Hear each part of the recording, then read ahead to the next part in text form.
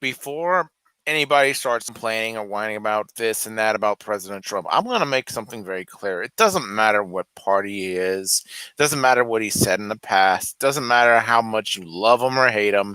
The fact is, this is the president of the United States. So if you're coming to me like a partisan person, I don't care. Okay, that's the one thing I'm going to say right now.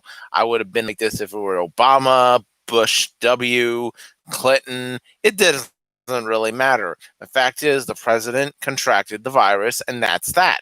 So, anyone wanting to whine about it, this isn't the place. I'm just going to let that out right now. So, as many of you have heard, President Donald Trump and First Lady Melania contracted the virus. I don't like calling it by its name because YouTube can be a little bit of a prick about it, but you get the name over there on top of the screen. And quite frankly, there is nothing we can say, but our thoughts and prayers go out to his health and his safety. I mean, that's the first and foremost thing. Anyone who doesn't believe that, let's just be honest, you're sick in the head. Okay? So hopefully you understand that's part of what's going on. They got sick. It's not something that I like to talk about, but it happened. And don't give me the whole, oh, he downplayed this. No, he didn't. He was serious about this from day one. That's all there is to that point. And I'm going to move off of that because otherwise we'll be here all night talking about, hey, what happened to this? What happened to that? None of that matters. The fact is he contracted as apparently the virus, and well, here we are. So what happens now? Well, the election's going to happen regardless. I mean, let's face it. Trump's going to have to either find a way to get out of this, or Biden's going to have a little bit of, I told you so. But here's the thing about what this actually means. The main point is that if Trump gets through this unscathed, 14 days from now, roughly, maybe a little less, who knows, I believe that the next debate would be, I think, from here. I think it's the Tuesday or Wednesday next of the 13th or 14th. That's not enough time in the 14-day span normally to be able to get back out of quarantine. But what it shows is that Trump's going to have some kind of, I'm going to be fine, no big deal about it. And that's what really should be the biggest concern for anyone who's saying that this virus is a murder-happy destroyer of everything in the universe. Basically, let's say Trump comes out of this feeling better. He's not 100%, but at the very least, he's not dying. In that case, the virus isn't such a big threat anymore to the American people. It's like, oh, hey, the president, if he's old and nearly in his mid 70s, I'm 25? Not such a big deal. Is that a dangerous thought or not? I don't know. But the point is, it's perception. This virus isn't as deadly as we feared. And that breaks a little bit of what the Democrats were hoping for. And it also kind of shows you two sides of the coin. Trump was out there not avoiding the virus, and Biden was. And if Trump recovers, then Biden looks extremely cowardly. He looks frail because he's afraid of something that Donald Trump, he shook off. Trump was like, whatever. So for that regard, it really helps Trump in the long run. I thought this virus, the outbreak, hurted Biden more because Biden is more avoidant of people because of his nature. And forget about the virus. Biden just seems to be more afraid of talking.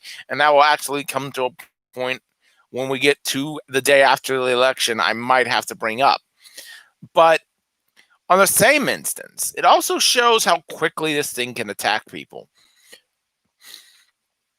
And let's face it, this is not something that anyone thought was a hoax at all. I didn't think it was a hoax. I thought it was serious, but not super deadly. We have worse viruses out there. That is true. But at this point, it's going around faster than we expected, and people are getting sick, asymptomatic and all.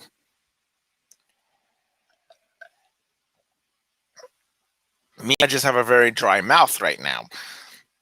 And quite frankly, maybe that's the biggest point. Nobody really knows who's sick or not until they get a test.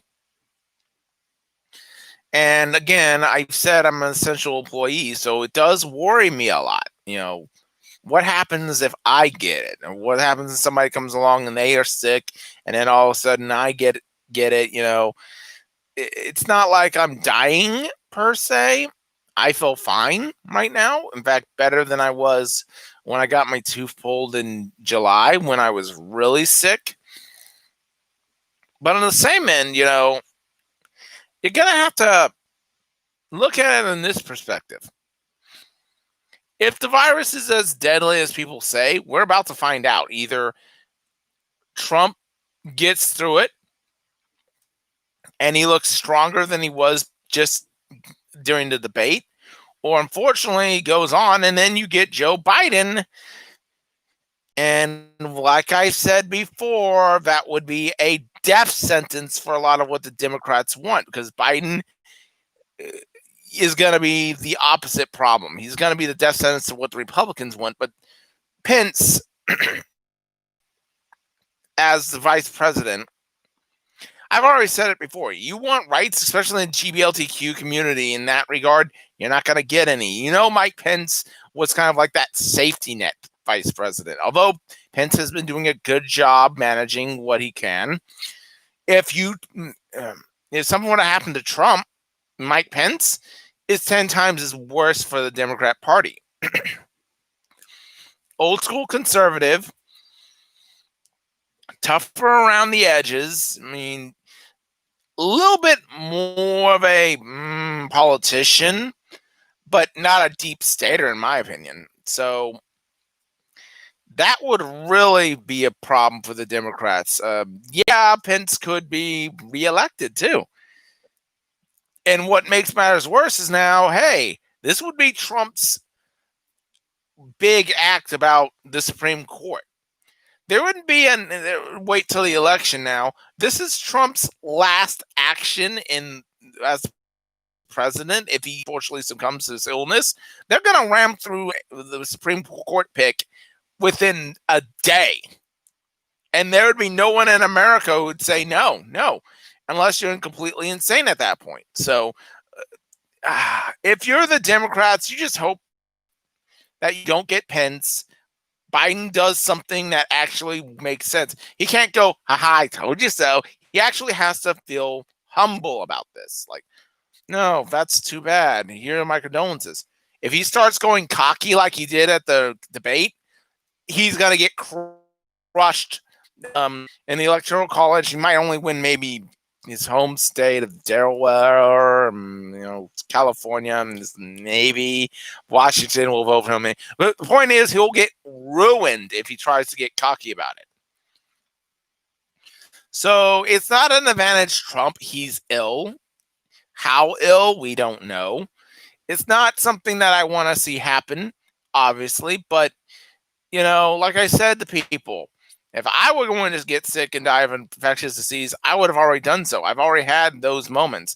And again, this is a big friend of mine right now. And it's been a big friend of mine since, con days started.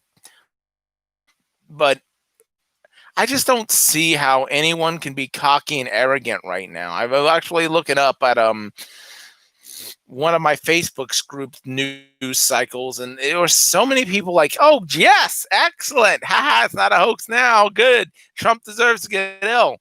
No, he doesn't. He never said it was a hoax. I'm really annoyed when people say, oh, haha, woohoo, he's ill. What you really need to do is give your thoughts and prayers to President Donald Trump and his wife, First Lady Melania, and especially the Trump children, who, like I said, they're the perfect example of what a rich kid should be. It takes very little to show your true colors. And I'm thinking that we're about to see that in America. Either Trump's going to be so able to get out of this, everything's going to be even stronger. He's going to rise in the polls, or he doesn't get out of this. Mike Pence becomes the president, who will ruin pretty much anything the Democrats ever wanted. The Supreme Court pick is now universally something people want. And unfortunately, this will be the first time a president would have passed away in office.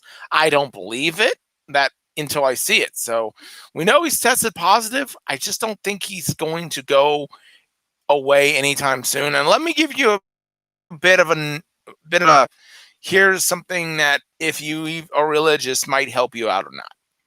I don't know myself how much people want to hear this, but I'm going to go ahead and say it anyway. I've already mentioned Mark Taylor, the prophet who already said that Donald Trump was going to win in 2016. He's saying that Donald Trump will be able to serve 2 terms. Now, will that be re-election? I didn't hear that exactly, but I believe so.